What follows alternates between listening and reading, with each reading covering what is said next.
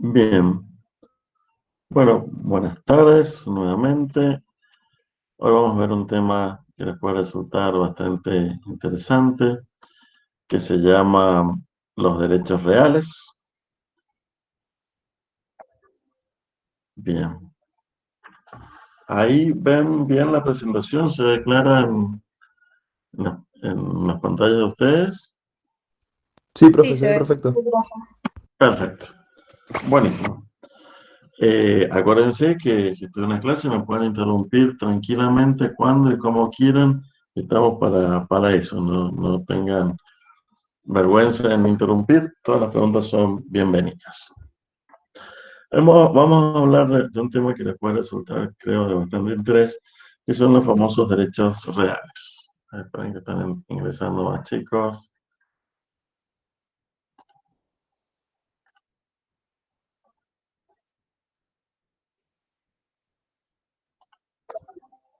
Ahí se volvió a poner la pantalla.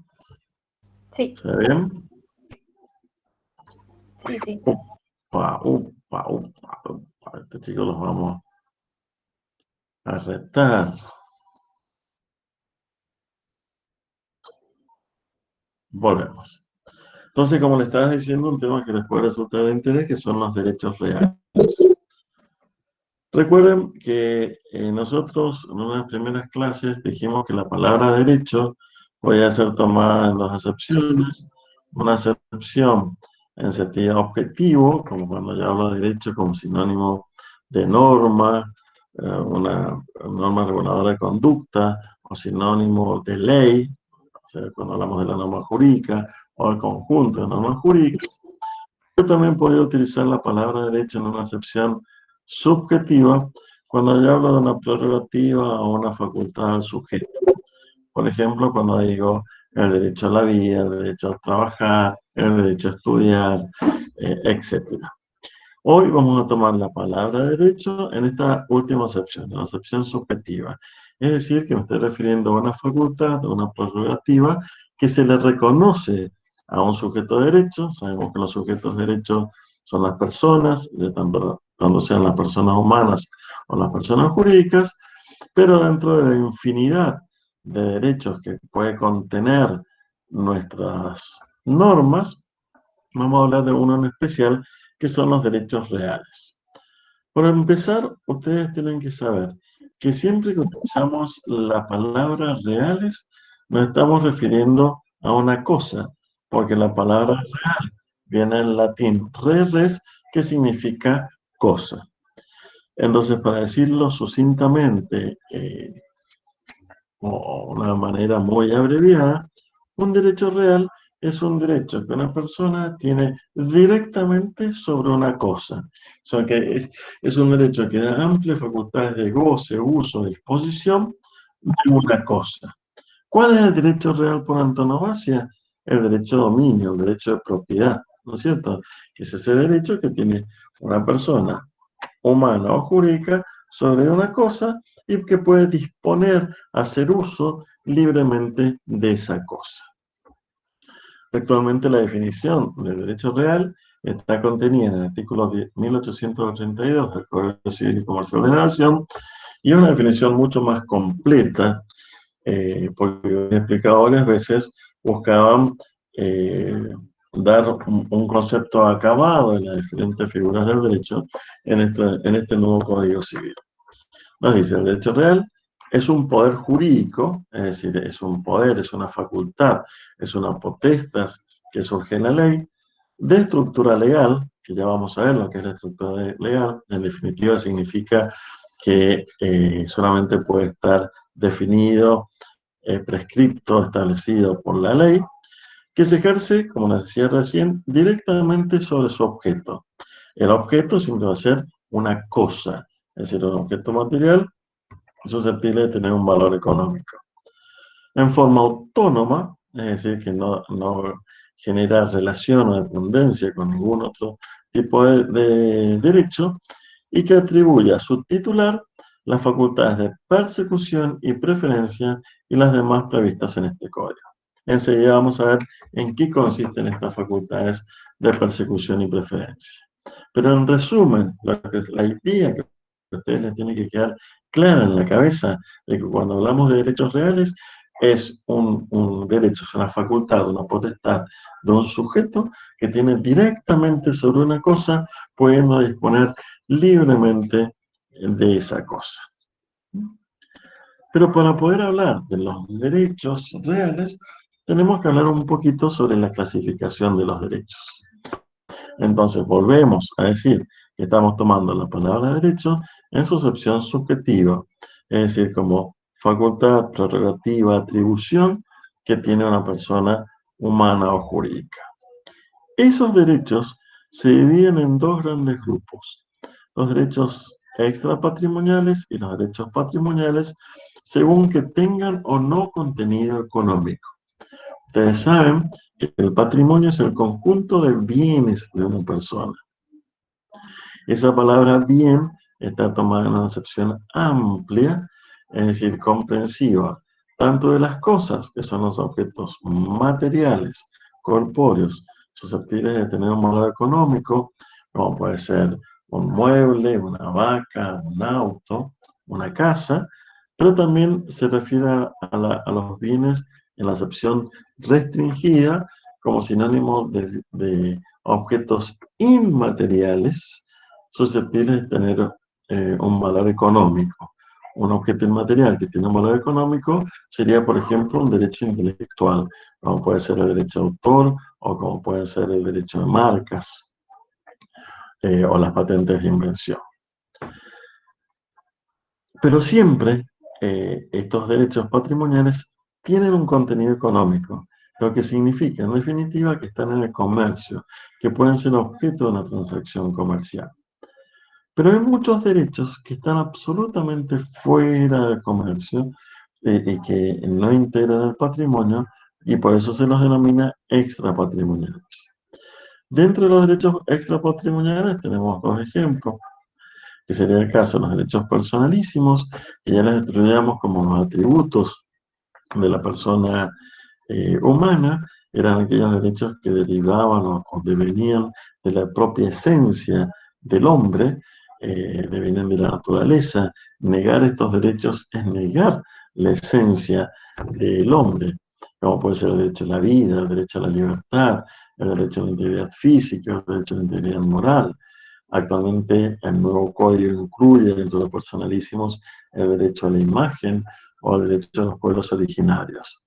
Entonces, todos estos derechos que hacen al concepto, a la idea de hombre, obviamente nunca pueden tener un valor económico y por ende están fuera del derecho, fuera del comercio y nunca podrían ser objeto de una transacción.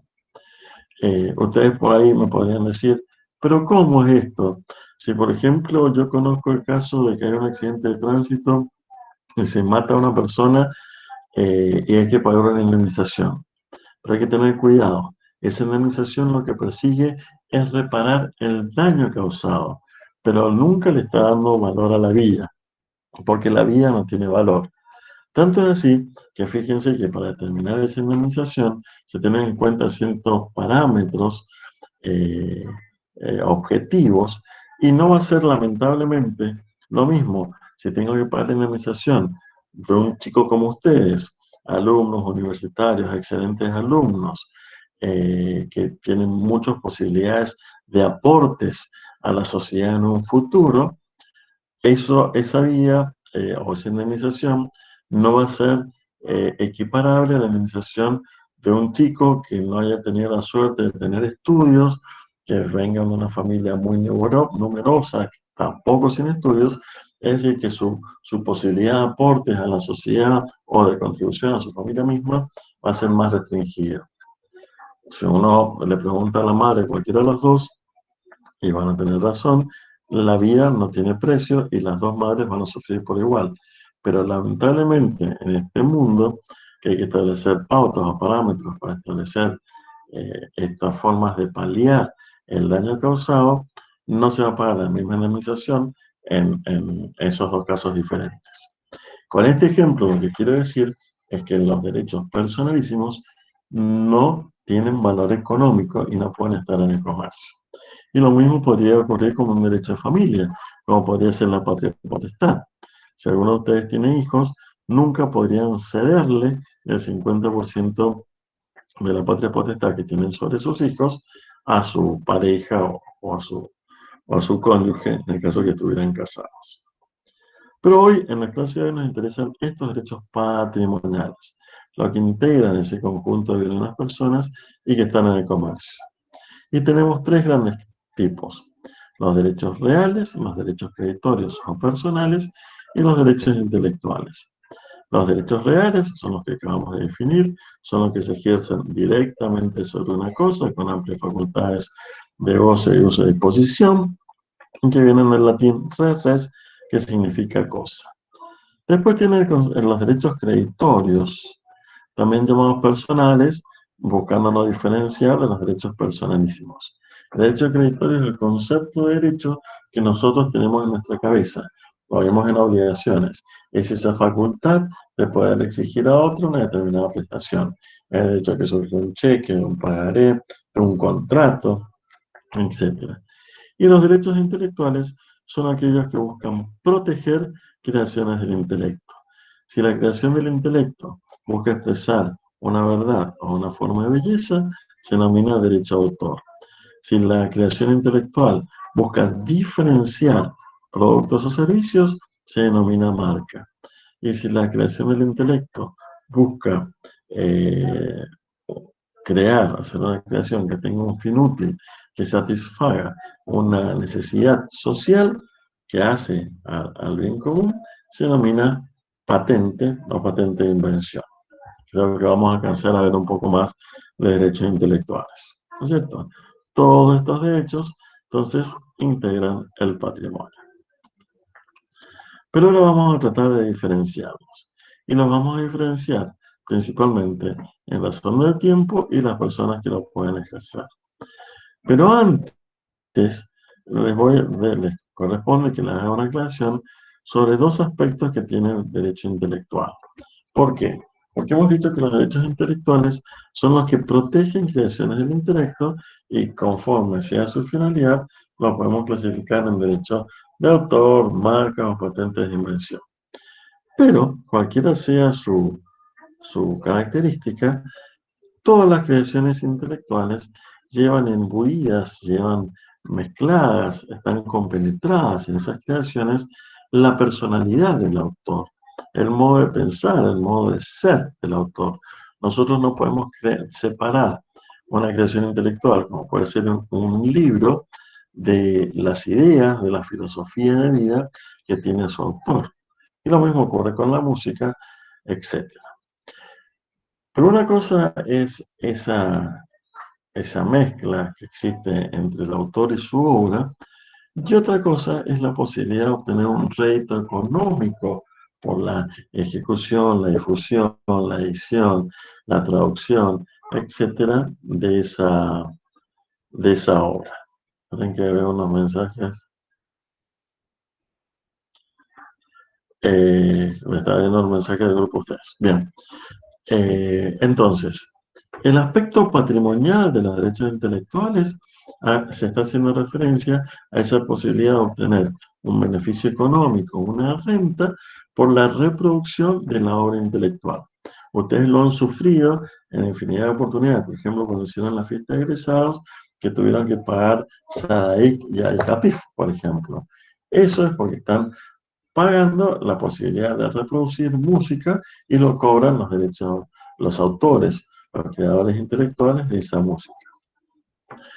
En cambio, el aspecto moral se refiere a ese vínculo que existe entre el autor y su obra. Hecha esta aclaración, vamos a tratar de diferenciar los tres tipos de derechos en relación al tiempo.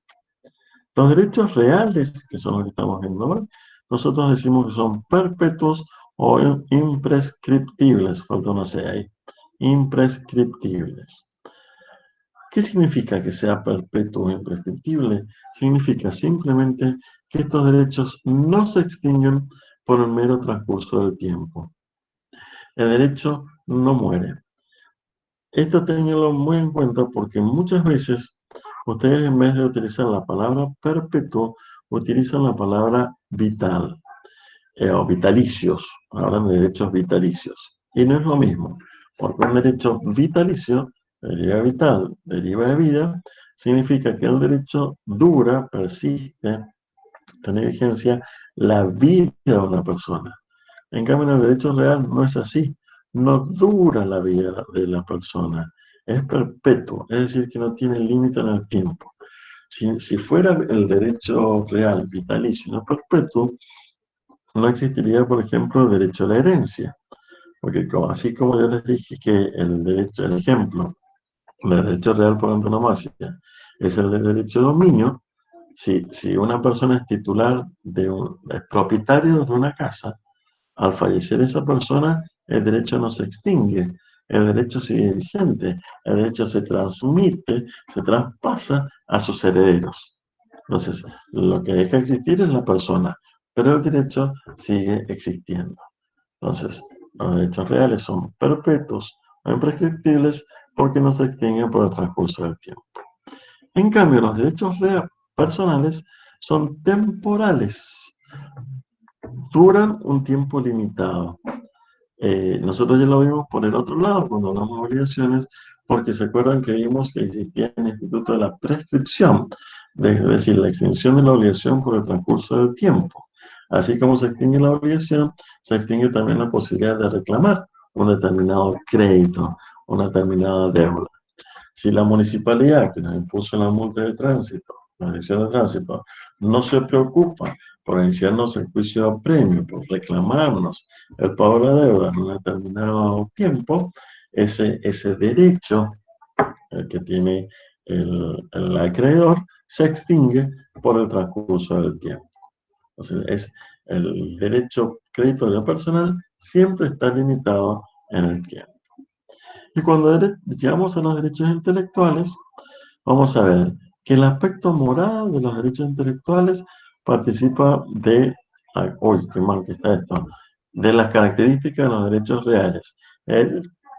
Perdón, es decir, son perpetuos o imprescriptibles. Aquí me he equivocado con el opuesto absoluto. Son perpetuos o imprescriptibles, es decir, no se extinguen por el transcurso del tiempo. En cambio, el aspecto patrimonial son temporales. Ustedes saben que, por ejemplo, el derecho de autor lo puede explotar de por vida el autor y a la muerte del autor lo podrá explotar durante 70 años sus herederos. Y pasados esos 70 años pasa a ser dominio público, pasa a ser propiedad de todos nosotros. El derecho de marcas, por ejemplo, se otorga por 10 años, que es renovable siempre y cuando se hayan utilizado los últimos 5, pero pasado esos 10 años, si no se reinscribe, lo puede escribir otra persona o lo puede pasar al dominio público. A ver, les voy a contar un caso jurisprudencial para que entiendan este doble aspecto de los derechos intelectuales, el aspecto moral perpetuo y el aspecto temporal, patrimonial temporal. Ustedes no sé si habrán visto, calculo que no, porque son muy, muy jóvenes, sus padres se van a poder acordar posiblemente, en los años 80, en Estados Unidos hicieron una versión de Tarzán, que en realidad no la protagonizaba un hombre, sino que la protagonizaba la mujer del director de la película, que era John Derek, y la protagonista era su mujer, que era la famosísima Bo Derek.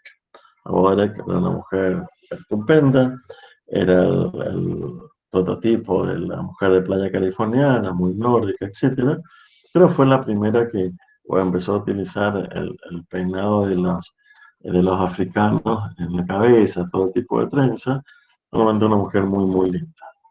Y este matrimonio de Derek hizo una versión de Tarzán bastante erotizada, por decirlo de alguna forma.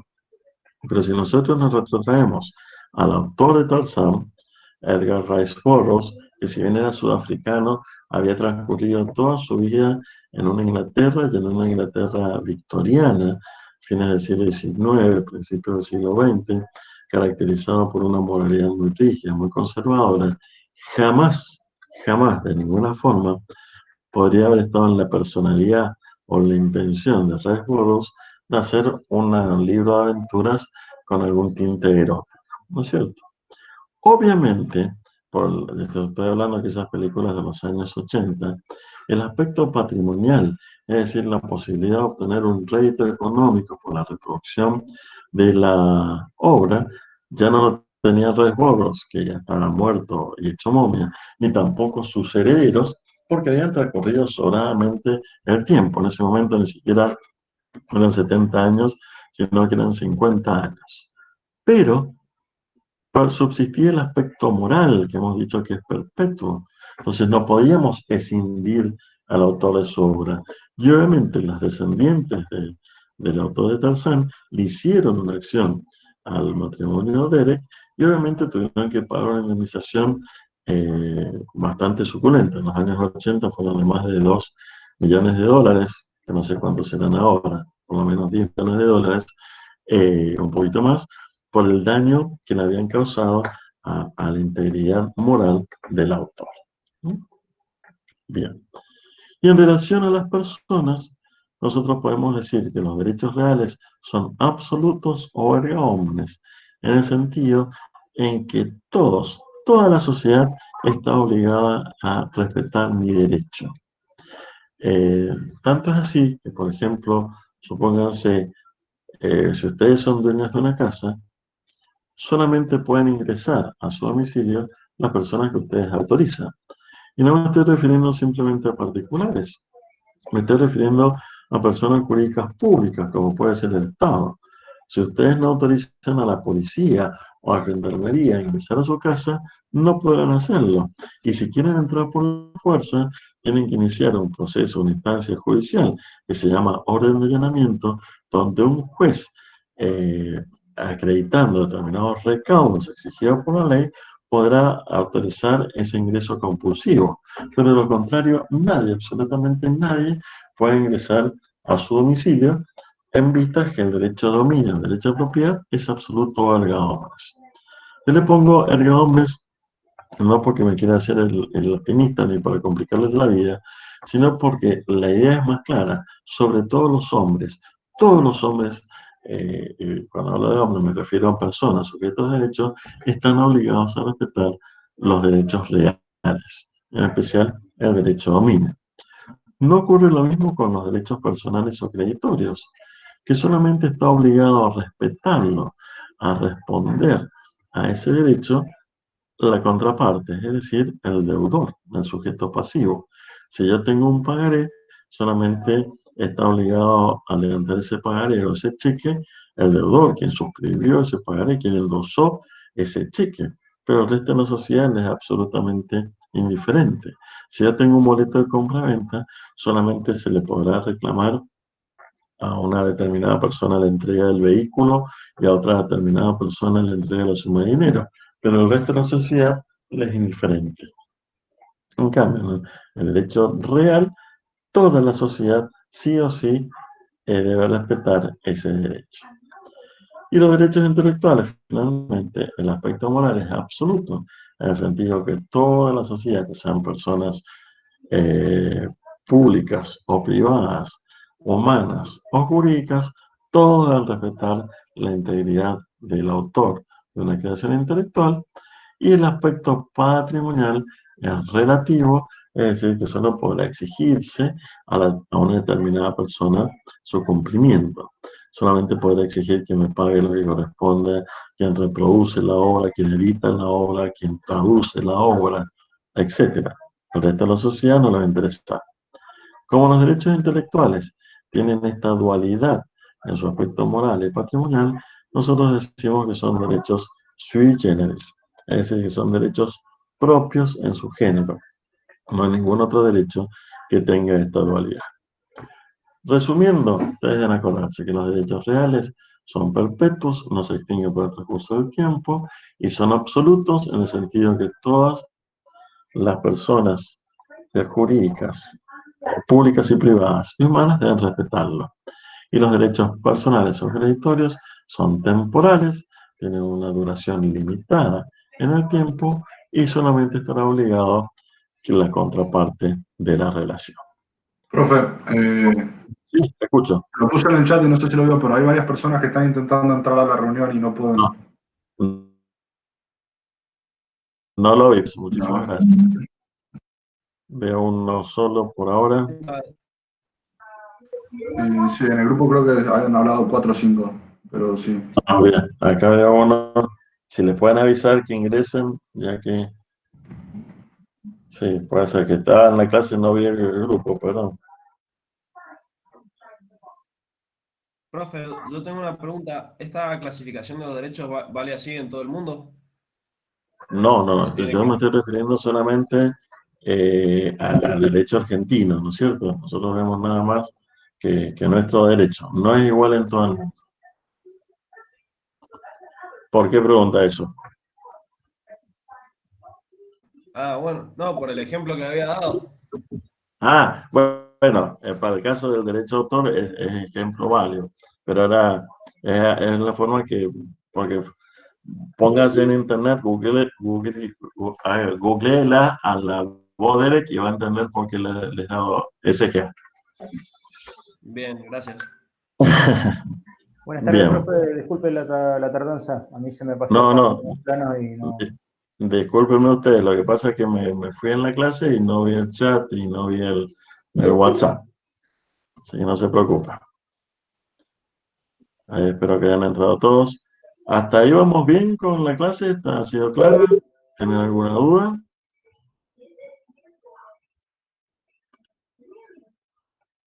Y avísenme por favor si alguien más quiere ingresar. Ahí está. Bien. Entonces, volvemos a esta, ahora nos vamos a referir, ya que hemos diferenciado los derechos reales de los derechos creditorios o personales y de los derechos intelectuales, ahora vamos a ver cuáles son eh, las notas características de los derechos reales. En primer lugar, ya se los he dicho y se lo vuelvo a repetir, acuérdense que siempre que vean la palabra real en derechos, tienen que saber que se está refiriendo a una cosa, porque real viene en latín res, que significa cosa. Pero esta nota me gusta mucho más, la famosa exclusividad, que es una característica que muy propia de los derechos reales que se va perdiendo con el transcurso del tiempo y por el hecho de vivir en sociedad. Yo les he dicho en un par de oportunidades que nuestro derecho lo heredamos de los grandes creadores, de los grandes autores del derecho, que fueron los romanos. Y si nosotros, por ejemplo, tomamos el derecho de propiedad, el derecho de dominio en Roma, y vamos a ver que el dueño de un fondo, de un terreno, era el dueño de ese terreno en toda su superficie, pero también era dueño del terreno en toda su profundidad y también era dueño del terreno en toda su altitud. Es decir, que si yo en Roma, si nosotros tuviéramos actualmente el mismo concepto de dominio con esta nota de exclusividad que se va perdiendo, yo actualmente en mi casa podría no solo oponerme que pasara un cable de teléfono por arriba de mi casa, sino que podría oponerme a que pasara un avión por arriba de mi casa. Es más, podría oponerme a que pasara inclusive un satélite por arriba de mi casa, porque soy dueño en toda su altitud. Obviamente, por el hecho de vivir en sociedad, este derecho se ha ido limitando, por eso digo yo que se va perdiendo esta nota de exclusividad y en beneficio al interés común es que se va limitando este derecho. Y si vamos para abajo, fíjense que hasta ya nuestra Constitución, que es de 1853, la de la Nación, va limitando ese derecho a propiedad, porque si yo tengo la desgracia de tener un mineral de primera categoría dentro de mi propiedad, va a ser de dominio público. Entonces yo voy a poder ser dueño de la superficie, pero el Estado va a ser dueño de las minas de oro, plata, del petróleo, del uranio que haya en mi propiedad. Entonces también me va restringiendo esa exclusividad. Pero fíjense que aún vamos cada día avasallando más esta nota. Porque, supóngase, actualmente están muy de moda, o sea, se tienen mucho los barrios privados, ¿no es cierto? Estos barrios cerrados. En muchos barrios cerrados, por ejemplo, a ustedes le revisan, le supervisan el tipo de construcción o hasta el diseño de la casa que se van a hacer. Y después les hacen firmar reglamentos internos estableciendo si tiene que tener cercos y si los cercos tienen que ser verdes o no. Establecen exigencias de cuál es el retiro que debe tener la casa de los límites de la propiedad. Les establecen, por ejemplo, que la lavandería o el tendedero tiene que estar oculto. Todas estas notas están restringiendo la exclusividad, porque yo sobre mi propiedad podía hacer absolutamente lo que quiero y podía extenderme en toda su profundidad y en toda su altitud. Y día a día, en beneficio del interés público, va cediendo esta nota. ¿Y esto es por qué? Porque ustedes recuerden que en derecho siempre el interés público, es decir, el interés que beneficia a todas las personas, tiene que estar por encima del interés particular, del interés de alguno. Después tenemos la otra nota que ya surgía en la definición que leímos recién, en el Código Civil y Comercial de la Nación, que nos dicen que este derecho es de estructura legal. Quiere decir que los únicos derechos reales que existen son los que determinan, los que definen, los que regula el Código Civil. No puede haber un derecho real que no esté previsto en la norma jurídica. Es decir, que la enumeración de los derechos reales es taxativa porque así, como habíamos visto que los contratos rigen el principio de autonomía de la voluntad y yo puedo crear cualquier contrato que no esté expresamente prohibido por la ley, el derecho real no es así. El derecho real solamente puede tenerse en cuenta, o solamente puede existir aquel que está previsto por la ley. Y esto es bastante importante porque uno de los motivos de la modificación del Código Civil fue la incorporación de varios derechos reales que no estaban previstos en el antiguo Código Veleciano. Y por último, las otras notas que también vemos que están incluidas en la definición que vimos en el artículo del Código Civil, es la persecución y preferencia. Esto está muy relacionado, sobre todo con un tipo especial de derecho real que vamos a ver a continuación, que son los derechos reales de garantía, es decir, aquellos que aseguran, afianzan el pago de una deuda, que son tres: la hipoteca, la prenda y la anticresis. Entonces, cuando yo garantizo esa deuda con alguno de estos tres derechos, el acreedor puede reclamar el pago de esa deuda rematando, ejecutando el bien que lo garantiza, y al momento de resolver ese bien, es decir, de vender ese bien, el primero que va a cobrar su crédito va a ser el que sea titular de ese derecho real de garantía, que es la preferencia. Esto no lo hemos alcanzado a ver, ya se lo voy a dar más adelante. Ustedes saben que cuando hay una cesación de pago, se puede llegar a una situación que se llama una situación de quiebra. En la situación de quiebra se debe resolver, se debe vender todo el patrimonio del deudor para satisfacer los créditos, para satisfacer las deudas que tiene. Pero no todos los acreedores concurren en un pie de igualdad a ese remate, porque existen dos tipos de acreedores: los acreedores privilegiados y los acreedores comunes o quiebratarios. Los acreedores privilegiados son aquellos que tienen la prioridad para cobrar su crédito. Y una vez que se ha satisfecho su crédito, recién van a cobrar los acreedores comunes o quiebratarios. Vamos a un ejemplo, aunque lo vamos a explicar mejor más adelante, pero para que la entiendan, por si no está muy en el aire. Si ustedes sacan antes de que siga, Sí, a uno de mis compañeros se le desconectó y me pidió si usted lo puede volver a aceptar, o enceslado está cómo bien. no. no ha aparecido todavía. Que se meta en la sala, por favor. A ver. Ya él lo ingresa. Acá lo espero un ratito. Entonces, mientras llega el señor, vamos explicando. Supónganse, ustedes sacan un crédito en un banco para construirse una casa o para comprar una casa. Ahí está, Wenceslao Estebanes. Gracias, profe. De nada, gracias a vos. Para comprar una casa. Esa casa vamos a constituir un derecho real que se denomina hipoteca. Es decir, que esa casa garantiza el pago de la deuda que yo tengo con el banco. Si yo no pago mi deuda, yo no pago las cuotas del banco, el banco va a rematar la casa.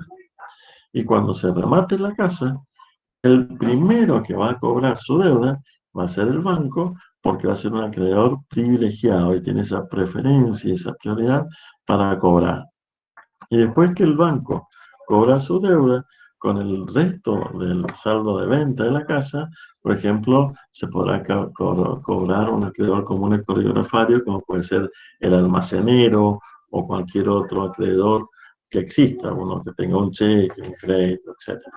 Entonces, la persecución y preferencia es que me da el derecho de poder reclamar en base a un bien determinado y satisfacer mi crédito con anterioridad o con preferencia a otras personas. ¿Bien? Bien.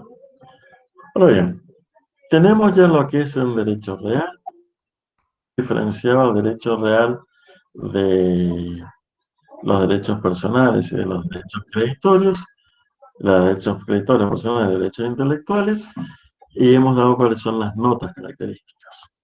Vamos a los derechos reales en sí. Y sabemos que los derechos reales se dividen en dos grandes grupos. Los derechos reales sobre cosa propia y los derechos reales sobre cosa ajena.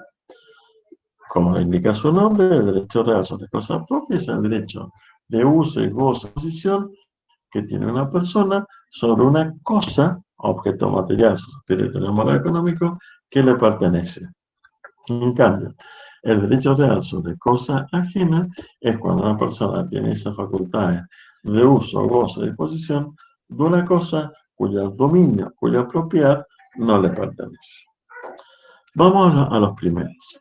Tenemos el dominio, el condominio, la propiedad horizontal, los conjuntos inmobiliarios, el tiempo compartido y los cementerios privados. Yo aquí les puse superficie, pero les aclaro que respecto a la superficie hay una división en la doctrina y algunos autores lo consideran que están dentro de los derechos reales sobre cosa propia y otros autores consideran que están dentro de los derechos reales sobre cosa ajena. Se lo vamos a explicar y vamos a ver que es un derecho bastante complicado que eso ha generado esa confusión. Pero vamos a lo más sencillo. Dentro de los derechos reales sobre cosa propia, el primero y principal es el dominio, el derecho de propiedad. Fíjense la importancia de este derecho, que dominio tiene la misma etimología que domingo, ¿no es cierto? ¿Y por qué es esto? Porque es un derecho, el dominio viene de señor, es donde yo puedo ejercer todas mis facultades de señorío, de goce, uso, disposición de la cosa. Es donde mejor se reflejan, donde mejor se pueden observar todas estas características que hemos venido hablando. Ese es el derecho de propiedad. De hecho, donde yo puedo repeler el ingreso de la persona que yo no admito, que es el derecho que no se va a extinguir por el transcurso del tiempo, donde yo puedo disponerlo libremente. Ahora bien, el derecho de dominio implica la relación de uno a uno, en el sentido, el derecho de dominio es una persona que tiene las facultades de uso y goce de posesión de una cosa. Una persona sobre una cosa. Pero nada impide que varias personas, ya sea personas humanas o personas jurídicas, sean dueños de una misma cosa. Y es aquí que aquí se nos presenta un problema, porque eso es lo que se denomina condominio. Pero el condominio siempre va a ser indiviso, en el sentido que si varias personas son dueñas de una misma cosa, eso no significa que, supónganse que el condominio se ejerce sobre una casa, que una persona va a ser dueña de la cocina, del baño, y otra va a ser dueña del comedor y las habitaciones. es cierto? No. En el condominio, cada una de las personas es dueña de cada partícula de la casa. Entonces, como no es una porción material lo que se ejerce, se tiene lo que se denomina una alícuota, una porción indivisa, una parte proporcional. Supónganse que ustedes son 3 hermanos, sus padres les dejan la casa familiar. Entonces, en condominio, eso significa que cada uno de ustedes van a tener la 33ª parte de la casa, no dividible en parte física corpórea de la casa, sino en un porcentaje, en una porción ideal. También podría entregarse el condominio si, supónganse, 2 de ustedes se ponen de acuerdo y compran un auto. Cada uno va a ser condómino, va a tener el 50% de ese auto, pero no significa que uno sea dueño del motor y chasis y el otro de la carrocería, sino que cada uno tiene el 50% de cada una de las partículas de ese auto. Por eso es dueño de una porción ideal, de una alícuota. Sobre esa alícuota, sobre esa porción ideal, se ejercen las mismas facultades que en la facultad de dominio, de el derecho a dominio. Yo puedo disponer libremente a quien quiera de mi alícuota. Lo que no puedo hacer como condominio es disponer de la totalidad, del 100% del bien.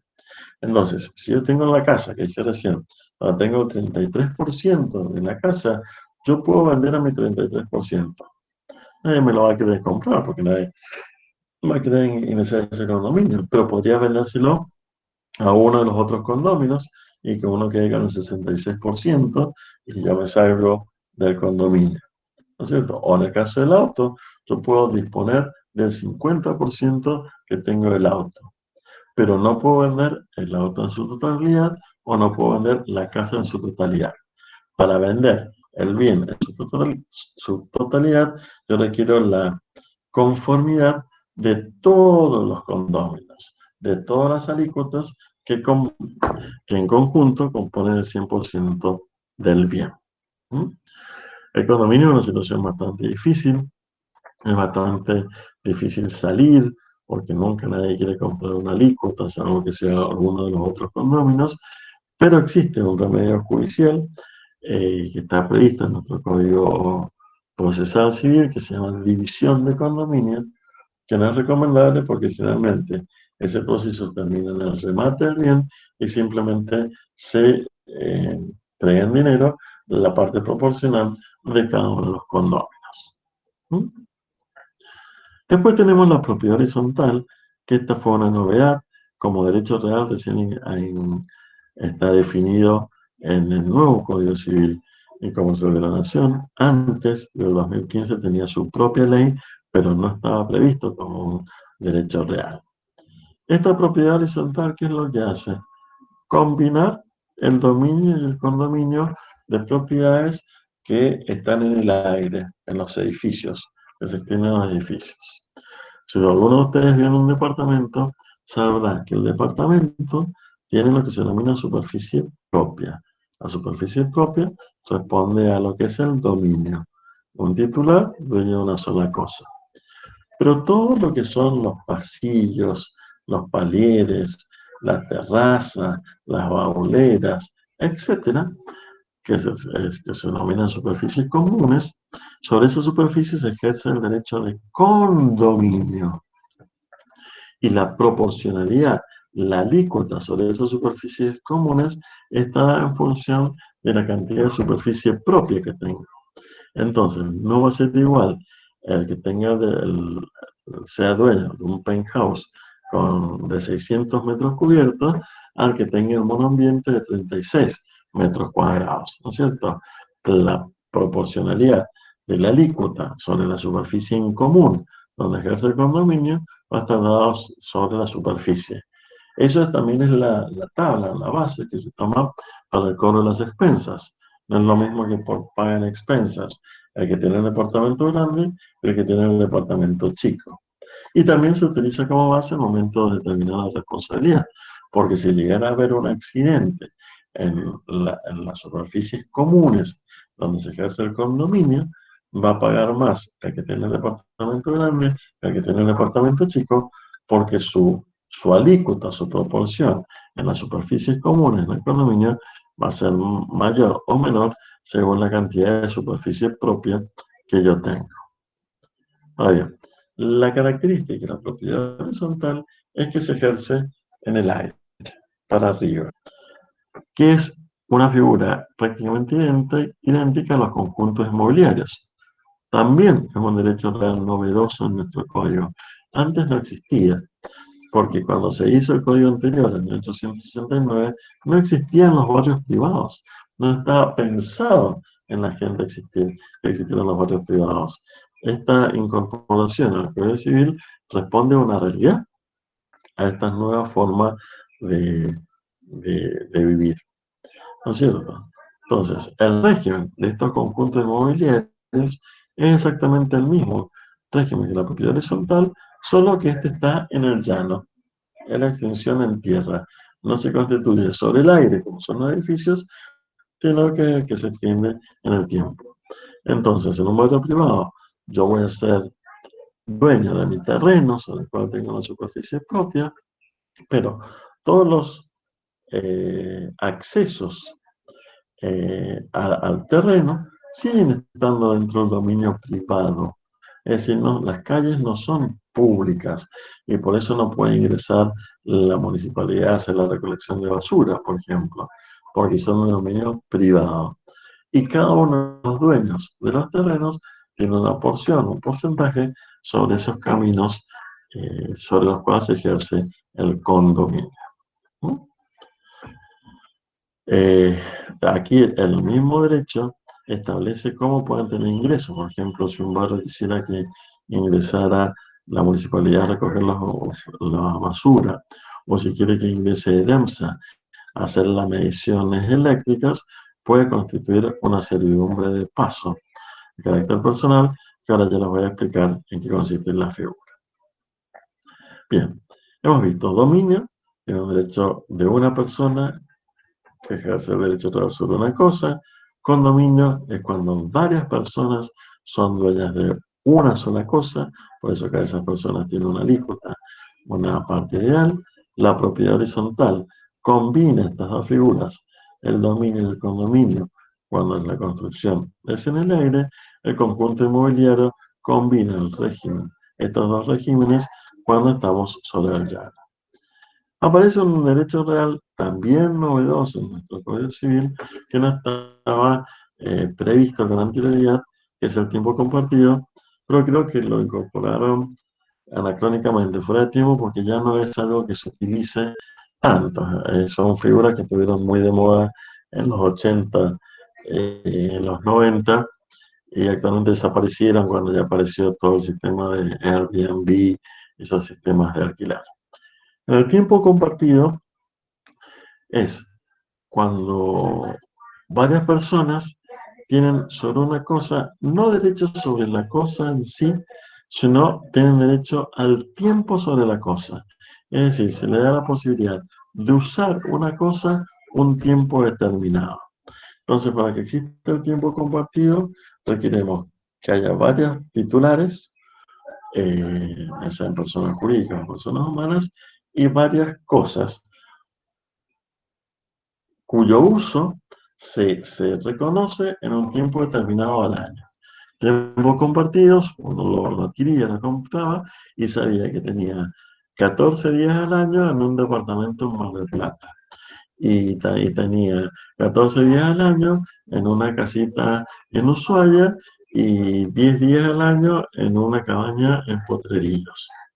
Pero lo que es el derecho es sobre el tiempo que se tiene sobre el uso, no es un derecho que se tiene sobre la propiedad. Como les decía, creo que quedó medio anacrónico. Los cementerios privados también consisten en una novedad en el mundo de los derechos reales, tampoco estaban incluidos en el antiguo Código Civil. ¿Por qué? Porque ustedes saben muy bien que durante toda la época de la colonia, hasta el siglo XIX, bien avanzado el siglo XIX, los cementerios principalmente estaban regidos, estaban dentro de las iglesias. Ustedes van a ver La iglesia y el cementerio al lado. Ejemplo típico es la Recoleta. Están los Recoletos, los padres Recoletos y su cementerio. ¿Y qué iglesia tenía su cementerio? Es más, muchísimas personas se enterraban dentro de las iglesias. Pero cuando se dicta el Código Civil, muchas de las funciones que tenía la iglesia, como en el registro civil, ya pasan al estado laico, ¿no es cierto? Y aparecen los cementerios públicos, como puede ser el cementerio de la capital, o el cementerio de Cruz, que son cementerios que pertenecen al Estado, ¿cierto? Públicos. Pero en el siglo XX se comenzó a utilizar otro tipo de cementerio que eran de dominio privado y se autorizaban, ¿no es cierto? Estos van a ser los cementerios privados. Esto, como es un derecho real, va a tener que estar inscrito en el registro de la propiedad. Nunca se va a poder desafectar esa finalidad. Es decir, yo, si tengo un cementerio privado, no lo puedo desafectar. Cuando se me llena de usuarios, ¿no es cierto? Y poder destinarlo a un cultivo de papas o de maíz o hacer un edificio. Nunca lo voy a poder desafectar. Una vez que yo afecté, destiné una fracción de terreno a un cementerio privado, lo va a tener que hacer para siempre, ¿no es cierto? Y la otra limitación que pone el cementerio privado en este nuevo código es que se refiere solamente a la inhumación de restos humanos, porque al principio apareció la duda si los cementerios privados también hacían referencia a los cementerios de mascotas, que también se utilizan. Pues no, esta figura prevista por nuestro Código Civil se refiere a un sector, una parte de terreno, destinada a la inhumación de restos humanos y que no se pueden desafectar. ¿Hasta llevamos bien? Avísame si tienen alguna duda. Y después tenemos esta famosa superficie, que les he dicho que muchos autores consideran que es un derecho real sobre cosa ajena. ¿Por qué este tema? Porque la superficie es cuando un terreno que pertenece a una persona se da la posibilidad de construcción o de cultivo, si es construcción durante un plazo de 70 años y si es cultivo durante un plazo de 50 años, a otra persona que no es titular. En realidad es una figura bastante difícil, tanto es así que ahora se ha realizado un congreso exclusivamente para terminar de definir, de entender esta figura, porque no se le ve la practicidad, porque si yo, dueño de un terreno, autorizo a otra persona a que me haga un edificio y le tengo que respetar ese edificio durante 70 años, ¿qué ventaja tengo y qué posibilidad tengo en los 70 años de sacarlo? Para eso prefiero utilizar otras figuras mucho más prácticas, como pueden ser el usufructo. Igual si le doy la explotación durante 50 años, es mucho más lógico utilizar el usufructo.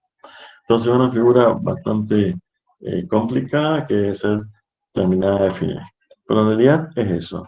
Una persona va a ser dueña de un terreno y le autoriza y le da el derecho real para la construcción o cultivo durante 70 o 50 años. Sin ningún beneficio, sin ninguna retribución a cambio. Vamos a los derechos reales sobre cosas ajenas que son más entretenidos. Dentro de los derechos reales sobre cosas ajenas tenemos el usufructo, el uso, la habitación, la servidumbre y los derechos reales de garantía, que habíamos dicho recién que eran 3: hipoteca, prenda y anticresis. Como uno de los más lindos, usufructo. Fíjense, para entenderlo, la palabra, simplemente divídanla, uso y fruto. Es decir, el usufructo hace referencia a la posibilidad de uso, goce y obtención de la renta, del fruto, de una cosa cuya propiedad no me pertenece, una cosa que no es mía. Ustedes quizás han escuchado esta figura, quizás lo son titulares, el anticipo de herencia con reserva de usufructo vitalicio y gratuito. ¿Cómo sería esto? Supónganse, sus padres tienen una casa, tienen 2 o más hijos, y todos sabemos que en algún momento nos vamos a morir. y van a tratar de sacarles encima un problema a los hijos que son las sucesiones. Las sucesiones son conflictivas, las sucesiones son muy caras. Entonces, ¿qué hacen esos padres? Directamente le transmiten el derecho de dominio a sus hijos y constituyen un condominio. Si son 3 hijos, la casa queda inscrita en un 33% a nombre de cada hijo. Entonces saben que cuando ellos no estén, los hijos no tienen que hacer la sucesión porque ya son dueños de la casa. Pero ojo, como no hay que confiar en nadie, ni siquiera en los hijos, esos padres van a tratar de asegurarse el techo, ¿no es cierto? Entonces, ¿qué van a hacer? Les van a transmitir el dominio de la casa, pero se van a reservar el usufructo. Es decir, el derecho de usar y gozar de esa casa y obtener el fruto, obtener la renta si fuera necesario. Es decir, esas personas podrán vivir en la casa de por vida sin tener que pagar alquiler, ¿no es cierto? Y podrán inclusive hacerle alteraciones a la casa siempre y cuando no modifiquen la esencia de la casa. Pero si les ocurre que la casa le queda grande, podrían alquilarse un departamento y alquilar la casa. Y el producto del alquiler de esa casa, el fruto, es para los usufructuarios, no para los propietarios, no para los hijos que son los condóminos, sino para los usufructuarios porque tienen el uso y el fruto. Lo mismo podría ocurrir con una finca. Yo quiero evitar la sucesión, entonces le paso a mis hijos la finca. Pero yo vivo esa finca, me reservo el usufructo de la finca. Ellos van a ser los dueños, pero yo tengo el uso, el goce y la posibilidad de obtener el fruto, la renta. ¿Cuál sería? La cosecha. Mientras yo la explote, no hay ningún problema. ¿Cuál es mi única limitación? No afectar la esencia. Es decir, si yo tengo una finca de castaños o de nogales, no puedo cortar los castaños o los nogales, ¿no es cierto? Los tengo que mantener siempre, porque esa es la esencia. Entonces, usufructo es el uso, el goce y la posibilidad de obtener la renta de una cosa cuyo dominio no me pertenece. ¿Mm?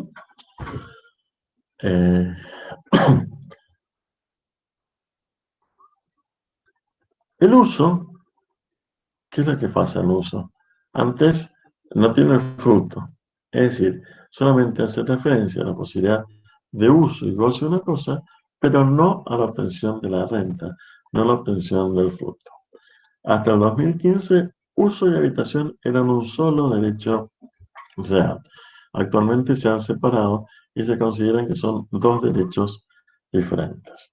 Entonces, el uso, yo puedo gozar una cosa que no me pertenece, pero solamente lo podré usar y gozar yo, nunca podré obtener una renta sobre la cosa, nunca podré obtener el fruto de la cosa, es decir, no podré alquilarla.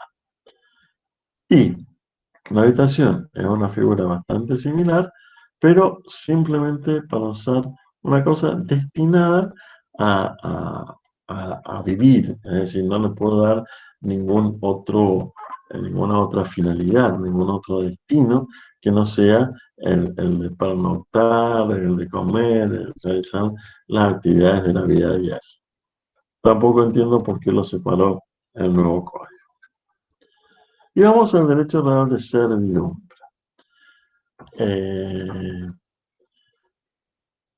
A ver, supónganse, ustedes saben que el propio Código Civil establece que no pueden existir los denominados fondos enclavados, es decir, los que están encerrados, los que no tienen acceso a la vía pública. No puede existir una finca que no tenga acceso a la vía pública. Entonces, como existe la obligación de darle salida, el titular de esa finca, que se vaya a denominar fondo dominante, le puede solicitar a alguno de sus vecinos que le dé el paso, que le reconozca el paso, la transitabilidad a la vía pública.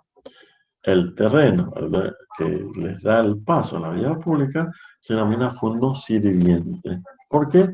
Porque sirve y se ve grabado por la necesidad del otro fondo. Ahora bien, lo ideal es que entre el titular del fondo dominante, que es el que está encerrado, y el sirviente, que es el que va a estar grabado, lleguen a un acuerdo por donde va a ser ese paso. Pero si no se llega a un acuerdo, que es lo que generalmente ocurre, hay que recurrir a la justicia. Y el juez es el que va a estar encargado de dar ese paso, de dar ese acceso a la propiedad que está encerrada. Para lo cual deberá tener en cuenta ciertos parámetros o ciertos requisitos, como que tiene que buscar la vía más corta y directa a la vía pública. Es decir, que si yo tengo una propiedad acá y otra propiedad más abajo, y más abajo está la calle, yo no puedo hacerle el paso de forma zigzagueante o en diagonal. Tengo que buscar una línea recta que afecte lo mínimo posible la propiedad sirviente. Tener que tener en cuenta también la explotación del bien, porque si fuera una finca yo no puedo cortar por el medio un viñedo que afecte la explotación. También en el sentido de la finalidad del fondo dominante, que si yo tengo esa propiedad nada más porque tengo un quincho y una pileta, pues haré un callejón de 6 metros porque no necesito un ancho mayor para el ingreso a la propiedad. Pero si yo tengo en ese fondo encerrado un cultivo y necesito entrar camiones, pues le tendré que dar por lo menos un camión de 10 metros. Ese servidumbre, ese derecho de paso, puede ser gratuito o puede ser oneroso.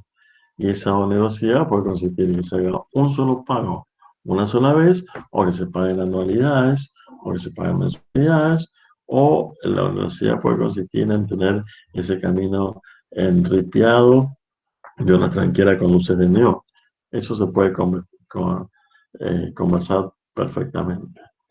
Lo importante que ustedes tienen que tener en cuenta que sobre ese paso, sobre ese trayecto que va de la calle al fondo dominante, al que estaba encerrado, eso sigue estando dentro del dominio, dentro de la propiedad del fondo sirviente. Y el pobre titular del fondo sirviente va a ser el que va a tener que pagar el impuesto inmobiliario, impuestos municipales sobre esa fracción de terreno. Es decir, que el titular de la servidumbre solo tendrá el derecho de paso, de acceso a su propiedad. Por eso ese derecho de paso puede ser de dos tipos. Puede ser un derecho de paso real o personal. Real, volvemos a la cosa, es que pueden acceder, cualquier persona podrá transitar por ahí. Pero si es personal, solamente una persona jurídica o humana va a poder transitar, que es lo que les decía yo recién en el caso de los conjuntos inmobiliarios. Si yo quiero que DEMSA haga la conexión de electricidad y después haga las mediciones en el barrio privado que hice, donde las calles son de dominio privado, yo constituyo a favor de DEMSA una servidumbre de electroducto, que es una servidumbre de carácter personal, que únicamente podrá pasar EDEMSA, pero no va a poder pasar ni la municipalidad, ni gas del Estado, ni ninguna otra institución, porque esos caminos siguen siendo privados. Otro ejemplo de servidumbre puede ser de agua, que es bastante común acá en Mendoza, donde el agua es tan escasa y es un recurso vital. Supóngase, hay una finca y en uno de los extremos, en una de las puntas, a los extremos de la finca está el pozo de agua que provee de agua a toda la propiedad. Un principio básico de derecho es que las cosas son divisibles o indivisibles según que cada una de las partes, cuando se dividan, cumplan la misma finalidad que tenían cuando eran una sola cosa. ¿No es cierto? Si yo divido esa finca, me va a quedar el pozo de agua en una de las fracciones. Y en ese caso no es divisible esa propiedad. Yo nunca podría dividirla. Entonces, ¿qué hago? Constituyo una servidumbre de acueducto. La fracción que se queda con el pozo va a tener la obligación de pasarle agua a la fracción que no tiene agua. Constituye esa servidumbre. La fracción que no tiene agua, como es el que lo solicita, se denomina el fondo sirviente. Y la fracción que tiene el pozo y que me da el agua es lo que se denomina el fondo sirviente. O sea, primero dije el fondo dominante, no sé si lo dije bien, el que solicita el agua, el fondo dominante, el que se ve grabado por la obligación del agua va a ser el fondo sirviente. Y así ustedes podrían crear la cantidad de servidumbres que quieran. O sea, no hay limitación.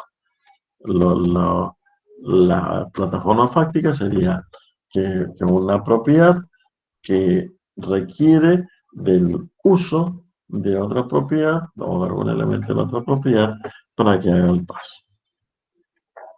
Y por último tenemos los derechos reales de garantía, que como dijimos recién, son aquellos que buscan afianzar, que buscan asegurar el pago de una deuda, que se salde una deuda.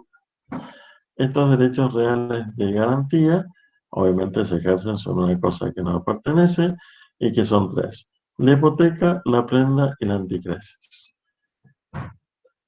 La hipoteca es cuando yo garantizo, aseguro el pago de la venta de la deuda con un bien inmueble. Un bien inmueble es aquel que no se puede trasladar de un lugar a otro, como una finca, como una casa. Eso es un bien inmueble. Es el ejemplo que les decía. Yo compro una casa con un crédito del banco. El banco me va a hipotecar esa casa. En la medida que yo vaya pagando la deuda, no hay problema. Dejo de pagar la deuda y el banco puede perfectamente rematarme la casa, cobrar su saldo de deuda y una vez que cobra su saldo de deuda, pueden cobrar los otros acreedores. La prenda es una figura similar, pero no recae sobre un bien inmueble, sino que recae sobre un bien mueble registrable. Un bien mueble es aquel que se puede trasladar de un lugar a otro, ¿cierto? Solo que los bienes muebles los dividimos en dos grandes grupos. Los bienes muebles propiamente dichos, que son aquellos que requieren una energía extraña para trasladarse, como puede ser un auto, como puede ser una silla, una mesa, un revólver, y los bienes y los semovientes, que son aquellos que se mueven por sí mismos, una vaca, un perro, un caballo, etc. La prenda es cuando se asegura el pago de una deuda con un bien mueble registrable, es decir, una cosa que se traslada de uno al otro, pero que además, que por su importancia, por la trascendencia que implica su uso, tiene que estar perfectamente registrada, se debe conocer quién es el titular, quién puede hacer el uso de esa cosa. Por ejemplo, un vehículo, un auto. Utilizar un vehículo implica un riesgo, entonces yo lo tengo que tener identificado en el registro de propiedad automotor. Al igual que las armas. Utilizar las armas implica un riesgo, yo lo tengo que tener registrado en el organismo competente. Entonces, yo con ese tipo de bienes puedo garantizar una deuda. Es cuando ustedes sacan un auto en cuotas en una concesionaria, posiblemente le constituyen una prenda sobre el auto. Mientras pagan la cuota del auto, no hay problema. Dejan de pagar la cuota del auto y les pueden quitar el auto, rematarlo y cobrarse la deuda. Entonces, la diferencia entre estos dos únicamente es que la hipoteca recae sobre un bien inmueble, es decir, que no se puede trasladar de un lugar a otro, y la prenda tiene que ser un bien mueble registrable. Y por último tenemos la anticresis. La anticresis es un derecho real que ya no se utiliza, lo conocemos únicamente porque lo prevé nuestra norma y por la importancia histórica que tiene, porque se utilizó como principio de nuestro endeudamiento internacional cuando en 1820 Bernardino Rivadavia solicitó el famoso préstamo a la Baring Brothers en virtud de una anticresis. En la anticresis hemos dicho que es para asegurar el pago de la deuda. ¿Y qué es lo que lo asegura? El producido de un bien inmueble rural, es decir, la cosecha. Para la Baring Brothers se constituyó la anticresis sobre los campos de la provincia de Buenos Aires. Y esos campos, el producido de esos campos, es lo que garantizaban el pago de la deuda. Bien. Y finalmente, una vez que sabemos cuáles son los diferentes tipos de derechos reales, tenemos que ver cómo se adquieren, cómo se puede ser titular de estos derechos reales. Básicamente, ustedes tienen que saber que hay dos formas principales, que son los actos entre vivos y mortis causa o por causa de muerte.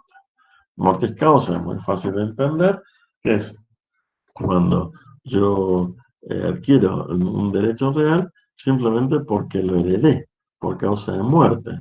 Cuando yo heredo de mis padres una casa o yo heredo una propiedad que está grabada con una servidumbre ante la muerte del titular de la propiedad, eso es por causa de muerte. Y por actos entre vivos son todas las otras formas de adquisición. Tenemos diferentes tipos de adquisición, como podría ser una compra, ¿no es cierto? Pero hay formas que no son tan fáciles como la compra, que es esta figura que nosotros denominamos usucapión, para lo cual se requiere este título suficiente.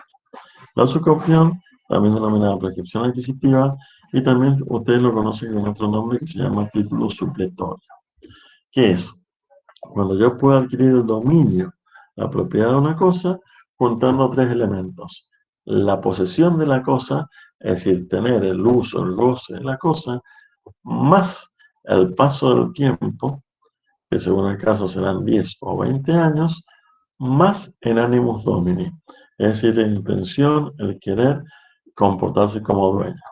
Entonces, ¿cómo sería el caso de la posesión? Ustedes son dueños de una casa y tienen un baldío al lado.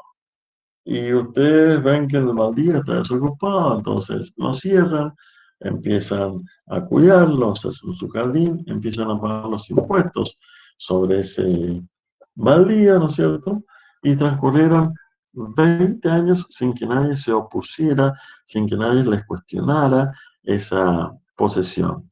Entonces ahí tenemos los tres elementos. Tenemos la posesión porque tomé hice uso de ese jardín, tengo la tenencia, el no sé qué, me comporté como el animus domini, porque no solo lo cultivé, sino pagué los impuestos, y pasó el tiempo, 20 años, entonces yo le puedo solicitar al juez que me dé el derecho de dominio sobre esa propiedad. Entonces, la prescripción, ya lo sabemos, es un instituto que se basa en el transcurso del tiempo. Ahora, esa prescripción puede ser de dos tipos, la larga o la corta. La larga es el ejemplo que yo les di, que tienen que transcurrir 20 años para que me lo otorgue. Pero hay muchos casos en que yo no necesito esperar 20 años, sino que puedo esperar nada más que 10 años. Y es cuando tengo el título suficiente, que sería, por ejemplo, el caso. Ustedes compran una propiedad a un matrimonio mayor y por diferentes circunstancias, no la escrituran, no pasa formalmente esa propiedad del dominio de una persona a otra persona y se mueren los titulares registrales. Entonces, ustedes lo compraron de buena fe, pagaron el precio, pero siguen a otra persona. Por ahí les resulta mucho más caro tener que iniciar la sucesión de esas personas y quizás los hijos de esa persona que no quieren realizar la sucesión. Entonces, pero como ustedes tienen el título suficiente, tienen el boleto de compra-venta, solamente tendrán que esperar 10 años para que el juez les otorgue el título de dominio sobre esa propiedad. Cuando hablamos de traición en derecho significa la entrega de la cosa.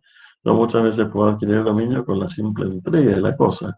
Por ejemplo, cuando me regalan algo, eso es traición, yo obtengo derecho de dominio sobre la cosa. Y los actos posesorios ya lo escribimos recién, cuando yo tengo la cosa, cuando cerco el terreno para obtener la propiedad. Existen muchas otras formas de adquirir el dominio de una cosa que yo no se los he colocado acá, pero que lo prevé el Código Civil, que se llama aluvión, amoción, etc. Se los digo nada más que para que tengan idea aunque no se lo vamos a exigir, que es, por ejemplo, la aluvión y la abulsión, ¿en qué consisten? En las propiedades ribereñas. Por ahí cuando crece el río, puede ser que al crecer el río me saque una hectárea de tierra y la deposite varias fincas más ¿Necesitas una abajo. página web Ahí, profesional ganadora? el de la finca más abajo va a adquirir el dominio de esa porción de terreno por abulsión o aluvión, según el caso. O también el código prevé, supóngase con las colmenas, que yo tenga una colmena en mi propiedad y las abejas se me espantan y se instalen en otra propiedad. Si yo durante 6 meses no reclamo esas colmenas, el dueño de la otra propiedad va a poder reclamarlo, o sea, se va a considerar que es dueño de la otra, de la colmena. Bien.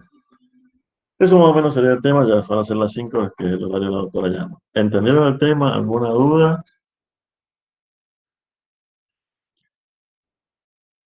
Sí, profe, se entendió perfecto. ¿Se entendió bien?